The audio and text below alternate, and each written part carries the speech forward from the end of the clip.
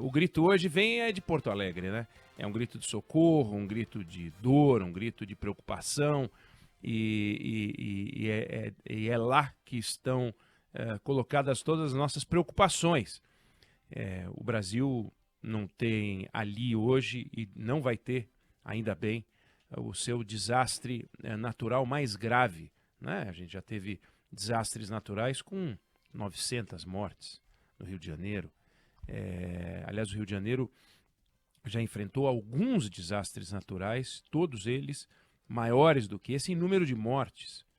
A gente teve também em 2008 um desastre que foi uma cheia em Santa Catarina, com 135 mortos, atingiu 60 cidades. Então, não faz muito sentido a gente entrar numa discussão sobre letalidade, a gente não quer, né, letalidade, a gente quer baixa letalidade, mas esse desastre que atinge o Rio Grande do Sul hoje, sem dúvida nenhuma, é o mais extenso em número de municípios, em tamanho. São 395 municípios atingidos neste momento, a contabilidade da Defesa Civil, num estado que tem 497 mil municípios, 850 mil pessoas atingidas, mais de 140 mil pessoas fora de casa, 83 mortes até o momento, com 111 desaparecidos, relato da Defesa Civil de hoje de manhã, mais de 400 mil pontos sem luz. E uma grande interrogação: qual é o tamanho desse estrago? Aonde esse estrago vai parar? Qual é a extensão desse estrago? Impossível uma resposta clara nesse momento, porque é preciso que a água baixe. E nos lugares onde a água já baixou, não é que o que a gente encontrou foram casas sujas, com paredes sujas e mofo. Não é isso, não. Algumas imagens mostram em certas regiões, em certos lugares, uma destruição completa de bairros que foram devastados. Então você tem que refazer a casa, não é pintar a casa, não é trocar o eletrodoméstico, que já seria uma tragédia, já seria dramático, já seria caro, já seria complicado, mas tem lugares que você tem que refazer. A única certeza que se tem até o momento é que a conta que saiu divulgada por aí, de que essa reconstrução vai custar cerca de 300 milhões de reais, é que ela está errada. Basta pegar 2, 3 pontes dessas que caíram e você já vai ter uma despesa que não vai ser 300 milhões de reais, mas já vai ser uma parte desse dinheiro. E são vários pontos de interrupção de estrada que a gente não sabe quantos são, qual é a gravidade, se é reconstrução, se é só limpeza. Não se tem uma noção exata do estrago. É preciso que a água baixe. Hoje, Porto Alegre acordou com sol, o nível do rio baixou, né, o grau de enchente ali baixou, mas baixou 10 centímetros em 30 e poucas horas. Então, é um negócio muito complicado, muito lento, e é evidente que a gente tem que olhar para frente, tem que olhar para o momento atual para poder resgatar as pessoas, colocar todas em segurança, para que elas possam, o mais rápido possível, voltar para casa, e a gente pensar na reconstrução, né? Quando a gente fala em reconstrução, a gente precisa tomar alguns cuidados. O governador Eduardo Leite tomou esses cuidados, o presidente da República tomou, o presidente da Câmara, o presidente do Senado também tomaram, não adianta agora ficar preocupado em entender o que aconteceu para que a tragédia tenha tido o tamanho que teve, né? O ser humano, desde que começou a viver em cidades, ele vive na beira do rio, na beira da água. É assim, Mesopotâmia, né? Na beira do Tigre e Eufrates. Você pega cidades construídas no Vale do Nilo, cidades construídas, você pega a Itália, né, você vai encontrar a mesma coisa. Você pega cidades litorâneas, cidades portuárias, né, Londres, Amsterdã, Lisboa, Rio de Janeiro, Santos. O Brasil vive no litoral, o Brasil vive ao lado da água. A gente teve cheias absurdas em 2021, quase 20% de Londres com alto ou médio grau de inundação ali. A gente teve problemas em Paris. Paris conheceu enchente recente, 2016, 2018, 2021. O Brooklyn, em Nova York, choveu há alguns anos, o ano passado, o ano retrasado, choveu em 3 horas, o que normalmente chove em um mês, né? E assim a gente vê, no norte da Itália teve uma enchente onde choveu em 36 horas, o que choveria em 6 meses, né? E foram bilhões de euros para recuperar. E para que o Rio Grande do Sul volte a ser o Rio Grande do Sul pré-enchente, serão necessários bilhões de reais. Não são 300 milhões de reais para reconstruir.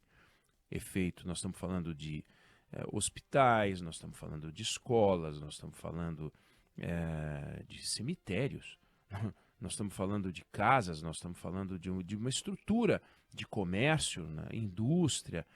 A gente ainda não sabe, não dá para fazer uma conta ainda e a gente vai ter que fazer essa conta. E essa conta vai definir o tamanho do investimento que o Brasil vai ter que alocar no Rio Grande do Sul, que o governo vai ter que alocar com recursos oficiais no Rio Grande do Sul, né? A exemplo da pandemia, de forma especial, de forma extraordinária, sem a burocracia que é bem-vinda para um lado, para evitar absurdos, mas que precisa de velocidade e com muita supervisão. Então vai ter que ter uma estrutura de supervisão para evitar os absurdos que nós vimos acontecer na pandemia, de desvio de recursos, ou então o recurso indo para onde não é prioridade, tem que saber o que é prioridade. Então é uma discussão que vai avançar.